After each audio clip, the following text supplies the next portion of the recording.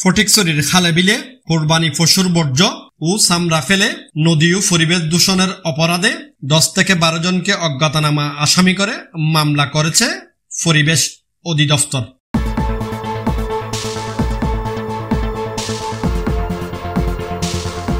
গতকাল 10 জুন বিকালে ফটিকছড়ি থানায় এই মামলা দায়ের করা হয়।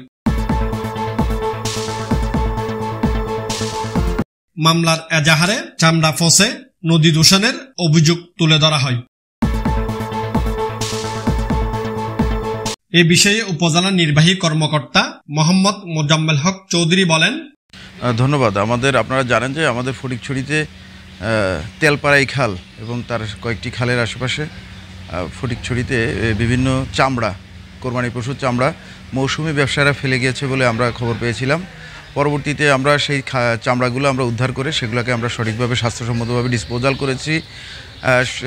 এক্ষেত্রে পরবর্তীতে পরিবেশ অধিদপ্তর এখানে এই বিষয়ে একটি মামলাও করেছে। সেই মামলাটা ফটিকছড়ি থানায় হয়েছে অজ্ঞাতনামা 10-15 জনকে আসামি করে।